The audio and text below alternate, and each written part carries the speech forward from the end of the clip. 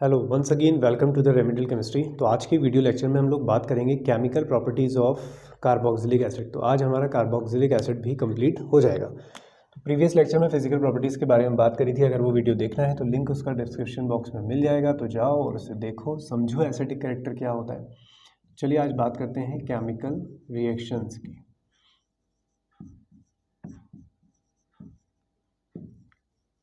Chemical reactions में carboxylic acid में two types की क्लीवेज होती है। देखिए कार्बोक्सिलिक एसिड हमारे पास क्या होता है, R≡COO और OH। ठीक है, तो बेटा दो तरह की क्लीवेज हो सकती है। कुछ रिएक्शंस ऐसी होंगी जिसमें कार्बोक्सिलिक एसिड से H बाहर होगा, कुछ रिएक्शंस ऐसी होंगी जिसमें बॉन्ड कौन सा टूटेगा, कार्बन और ऑक्सीजन का। तो दो तरह की क्लीवेज होती है, ऑक्सीजन हाइड्रोजन और कार्बन और ऑक्सीजन। तो हम सबसे पहले बात करेंगे ऑक्सीजन और हाइड्रोजन की क्लीवेज से होने वाली रिएक्शंस। तो बेसिकली वो भी एसिडिक कैरेक्टर को ही बताती है, बस वो केमिकल एविडेंस है इसके एसिडिक कैरेक्टर के। फॉर एग्जांपल कि हमारा कार्बोक्सिलिक एसिड जो है वो सोडियम मेटल के साथ या किसी रिएक्टिव मेटल के साथ रिएक्शन करके बनाएगा RCOONA, एक H बचा है, तो इसका मतलब हाइड्रोजन गैस बाहर कर रहा है।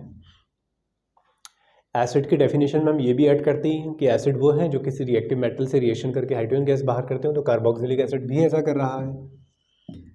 और एसिड वो होते हैं जो बेस के साथ न्यूट्रलाइजेशन शो करते हैं। तो कार्बोक्सिलिक एसिड की रिएक्शन NaOH से कराई जाए तो ये बनाता है RCOONA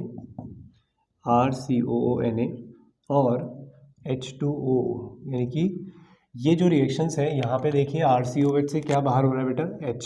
तो कौन सी क्लीवेज हो रही है फिर, ऑक्सीजन और हाइड्रोजन हो रही है। फिर यही जो रिएक्शंस हमने लिखी ये तो फिनॉल भी दिखाता है। तो डिफरेंस कौन सा है इसमें कि फिनॉल बाइकार्बोनेट से कोई भी रिएक्शन नहीं करता है लेकिन कार्बोक्सिलिक एसिड कर लेता है। तो ये R और ये H,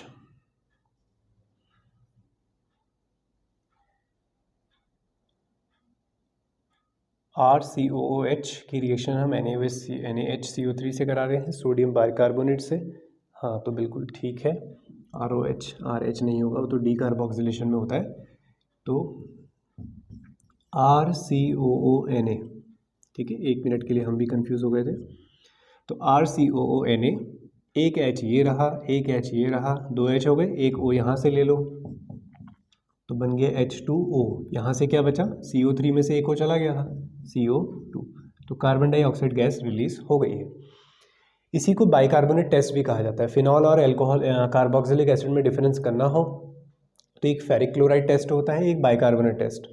ये कार्बोक्सिलिक एसिड बाइकार्बोनेट के साथ रिएक्शन करके कार्बन डाइऑक्साइड गैस बाहर कर सकता है, जिसको अगर हम लाइम वाटर में पास कराएं CaOH का होल ट्वाइस, तो वो लाइम वाटर को कैसा कर देगा, मिल्की, तो हमें पता चल जाएगा कार्बन डाइऑक्साइड गैस बाहर हुई थी। क्लियर। तो बाइकार्बोनेट टेस्ट हो गया, फिनॉल नहीं देता है टेस्ट, तो हमें यहाँ से पता चल जाता है इसमें डिफरेंस भी। ओके, तो नेक्स्ट अब हम बात कर रहे होंगे उन रिएक्शंस की जिनमें क्लीवेज होगी कार्बन और ऑक्सीजन की। तो आपने इस टाइप से भी याद रखना है कि हो सकता है आपसे कभी ऐसे पूछ लिया जाए सवाल कि कार्बन ऑक्सीजन की क्लीवेज वाली रिएक्शन कौन सी है या ऑक्सीजन हाइड्रोजन की। तो बेटा हमने एसिडिक कैरेक्टर जब पढ़ा कार्बोक्सिलिक एसिड का कैसे चेक करते हैं वो भी देख लिया। केमिकल एविडेंस देने होंगे तो उसके लिए ये रिएक्शंस भी आप दे सकते हैं तीनों। ठीक है, चलिए इसमें सबसे पहले आता है फॉर्मेशन ऑफ एनहाइड्राइड्स। पहली रिएक्शन आती है इसमें formation of anhydride, formation of anhydrides. तो फॉर्मेशन ऑफ एनहाइड्राइड हमारे पास है CH3 C double bond O और ये OH, फिर एक कार्बोक्सिलिक एसिड और लेंगे हम, ये देखिए इसकी रिएक्शन कराई जाएगी P2O5 या फिर H2SO4। P2O5 भी एक डिहाइड्रेटिंग एजेंट है और H2SO4 भी एक डिहाइड्रेटिंग एजेंट होता है, तो ये चला जाएगा आपका यहाँ से OH। तो इस बार कार्बन और ऑक्सीजन की क्लीवेज होगी, हालांकि एक में H गया है वो अलग बात है, लेकिन कार्बन और ऑक्सीजन के अंदर ही काउंट करेंगे हम इसको। तो ये है आपके पास CH3 C double bond O, फिर उसके बाद ये O किससे जुड़ेगा, इस C से जुड़ेगा और ये CO और ये CH3। अब शायद आपने एसिटिक एनहाइड्राइड ऐसे ही देखा हो, आप ऐसे कंफर्टेबल ज़्यादा हों इसमें। ये देखिए, तो ये बन गया आपका एसिटिक एनहाइड्राइड। एसिटिक एनहाइड्राइड क्यों कहा है? क्योंकि ये जो बन रहा है वो बन रहा है एसिटिक एसिड से, तो इसलिए नाम पड़ गया acetic acid, sorry acetic anhydride. तो ये कॉमन नेम के बेसिस पे हो गया इसका एसिटिक एनहाइड्राइड। दूसरा, अगर IUPAC के टर्म्स में हम बात करें तो आप एसिटिक एसिड को क्या बोलते हो? इथेनोइक एसिड बोलते हो। तो इथेनोइक एसिड के टर्म में हम इसे बोलेंगे इथेनोइक एनहाइड्राइड। Ethanoic anhydride. बेटा अगर ऐसा होता कि यहाँ पर एसिटिक एसिड होता, यहाँ पर बेंजोइक एसिड होता, तो आप यहाँ पे नाम भी ऐसे ही लिखोगे मिक्स करके कि बेंजोइक इथेनोइक एनहाइड्राइड। समझ गए? तो जिनसे भी मिलके बन रहा होता है उसी के बेसिस पे इनके नाम लिखे जा रहे होते हैं। आई होप क्लियर हो गया होगा। अब आते हैं इसके दूसरे एग्जाम्पल पे, वो है ईस्टरिफिकेशन। ईस्टरिफिकेशन ये 10th में पढ़ी है आप लोगों ने रिएक्शन, ठीक है। तो ईस्टरिफिकेशन में हम क्या लेते हैं?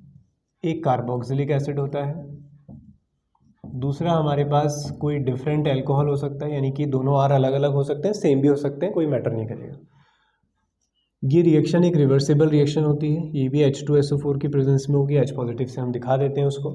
तो इंटरेस्टिंग बात ये है कि बेटा ईस्टरिफिकेशन में OH बाहर होगा और यहाँ से अल्कोहल से जाएगा H। अब इसकी मैकेनिज्म पे मैं अभी नहीं जा रहा हूँ, तो उसकी रिक्वायरमेंट है नहीं, याद रखोगे। ईस्टरिफिकेशन में RCOH से OH बाहर होता है, तो क्या बनेगा? RC double bond O, OH तो चला गया, अब क्या जुड़ेगा यहाँ से? OR dash. तो बेटा ये बन गया आपका ईस्टर, RCOOR। ठीक है, क्लियर हुआ? चलिए एक एग्जांपल देखते हैं। हमारे पास है बेंजोइक एसिड, उसकी रिएक्शन हमने करा दी है CH3OH मिथेनॉल से in presence of H positive. तो बनाइए क्या प्रोडक्ट बनेगा? तो यहाँ से जाएगा OH और यहाँ से जाने वाला है H, तो आपके पास बनेगा बेंजीन के ऊपर COOCH3।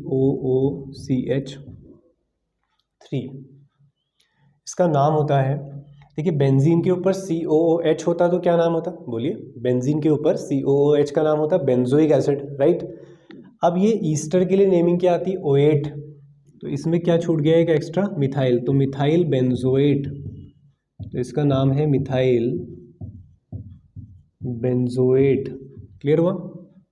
चलिए एक एग्जांपल और समझ लेते हैं, यहाँ पे बना दें। चलिए स्पेस बना ही लेते हैं फिर बोर्ड पे। तो एक एग्जांपल और देखिए हम।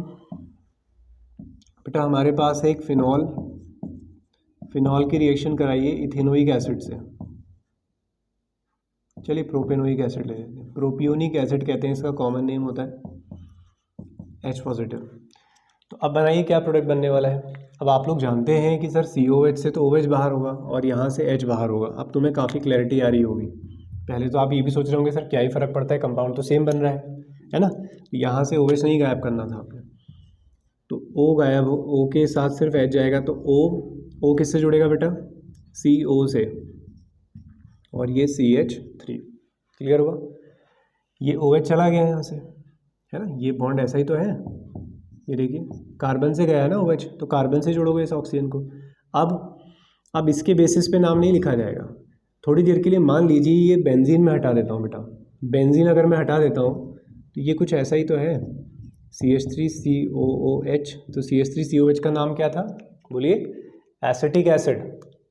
अब हाइड्रोजन हटके क्या लग गया है? फिनाइल, तो आप बोलेंगे फिनाइल एसिटिक एसिड। क्लियर हुआ? इन दोनों की नेमिंग में फ़र्क समझ में आया आपको? बेंजीन से कार्बन जुड़ा है तो बेंजीन के रिस्पेक्ट में कंपाउंड है, तो आपने क्या करना है? उसे एसिड से रिलेट करना है, फिनाइल एसिटिक एसिड या फिनाइल इथेनोइक एसिड। तो ये कहानी थी आपकी ईस्टरिफिकेशन की। अब ईस्टरिफिकेशन के बाद हम बात करते हैं कुछ OH हटाकर Cl लगाने वाली रिएक्शंस की।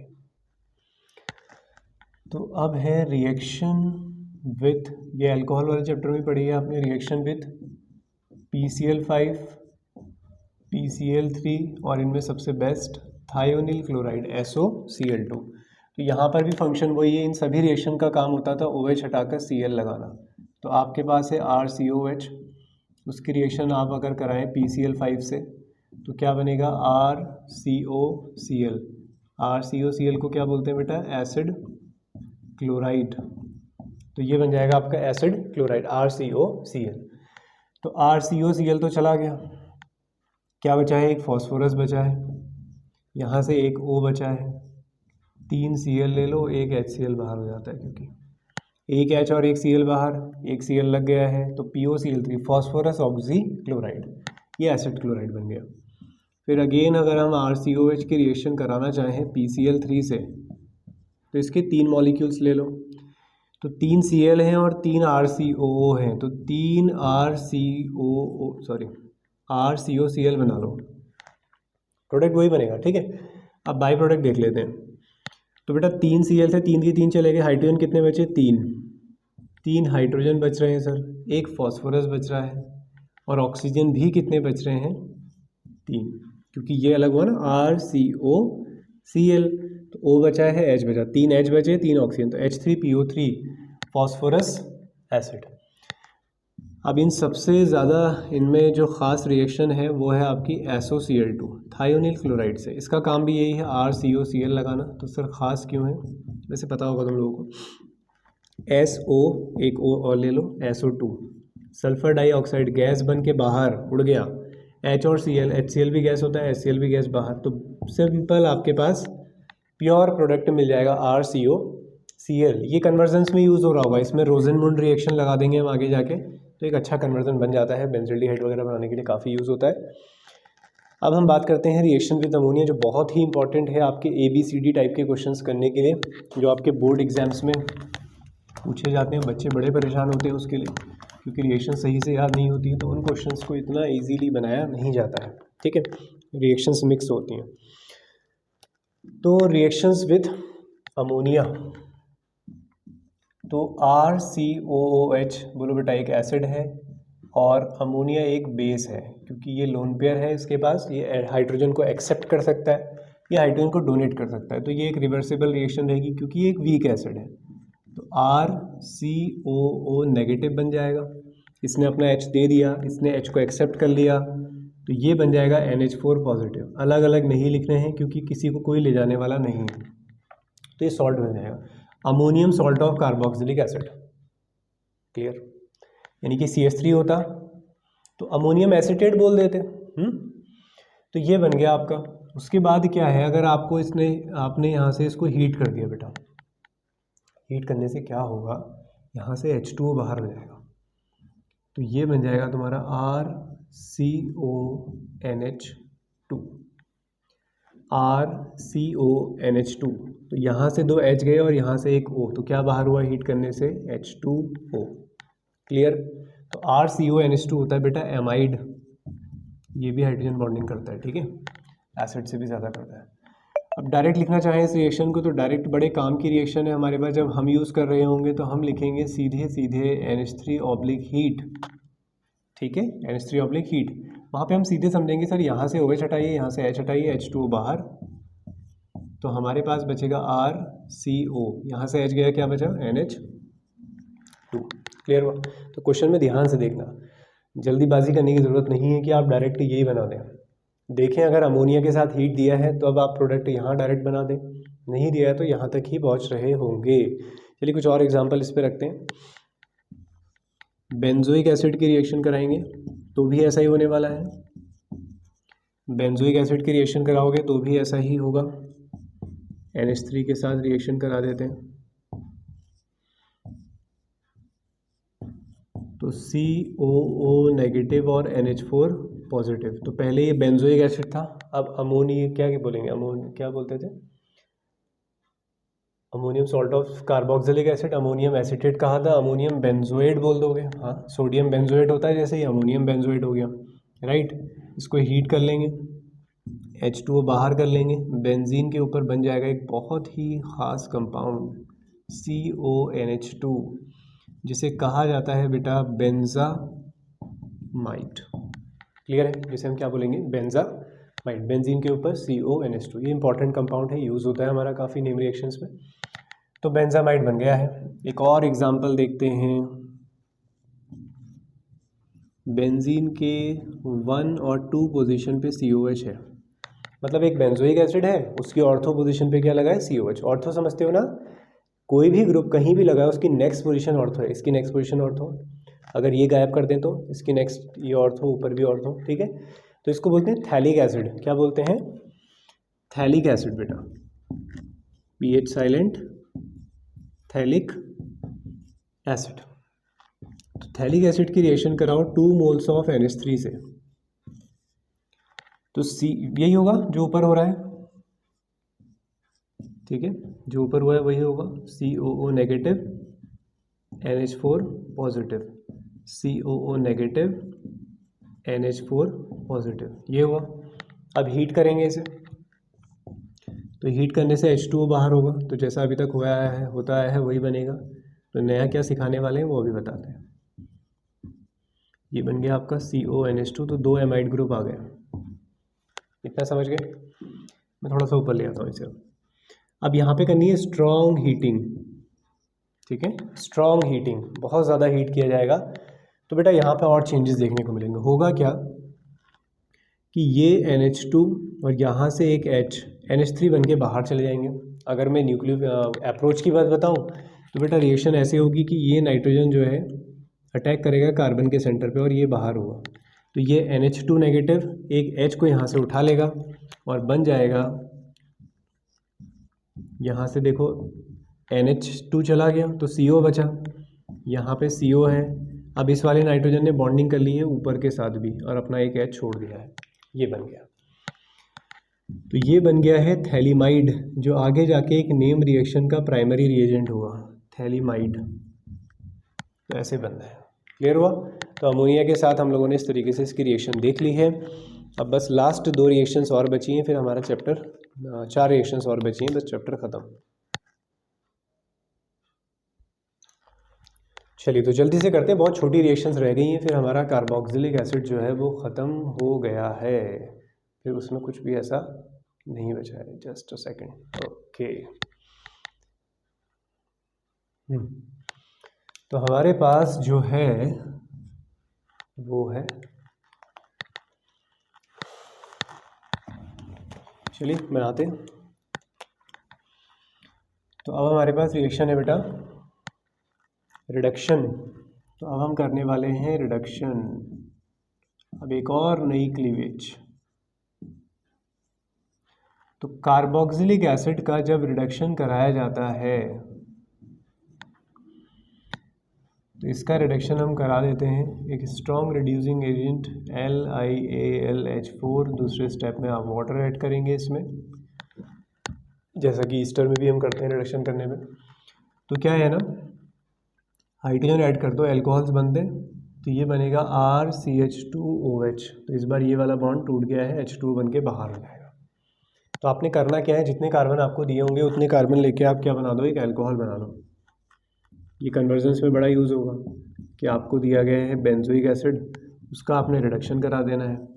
तो कार्बन को बिना कम किए हुए उसको रिड्यूस कर दो, CH2OH, तो बेंजाइल अल्कोहल बन जाएगा। क्लियर है। इसके लिए B2S6 भी यूज़ किया जाता है, B2S6 डाइबोरिन। NaBH4 इसका रिडक्शन नहीं कर सकता है, NaBH4 ईस्टर को रिड्यूस नहीं कर सकता है, एसिड को रिड्यूस नहीं कर सकता, मैंने पहले ही बताया था, एमाइड को नहीं कर सकता है। तो बेंजोइक एसिड से आपका बन जाएगा बेंजाइल अल्कोहल, सिंपल। एक और नेम रिएक्शन है डीकार्बोक्सिलेशन। डीकार्बोक्सिलेशन बिल्कुल क्लास 11th में सुनी हो शायद। तो डीकार्बोक्सिलेशन में क्या होता है, sodium salt of carboxylic acid, इसकी रिएक्शन कराई जाती है सोडा लाइम से, यानी कि NaOH सोडा और लाइम आपका CaO, उसके साथ हीट कर देंगे, ठीक है।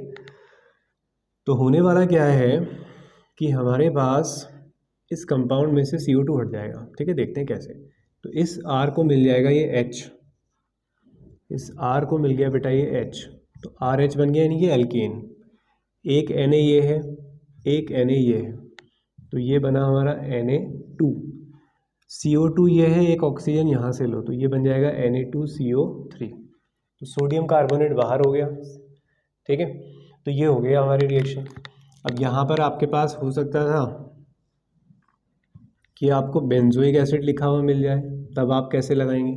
तो कुछ नहीं करना है, या तो आप एक स्टेप में लगा दो, या तो फिर आप क्या करो ना, पहले इसमें NaOH ऐड करो। एसिड में आप बेस डालोगे जब, तो ये खुद ही किस में कन्वर्ट हो जाएगा, COO Na में, CO नेगेटिव Na पॉजिटिव। फिर करा दो रिएक्शन, फिर रिएक्शन करा लो इसकी NaOH और CaO और हीट कर दो, प्रोडक्ट बन जाएगा आपका।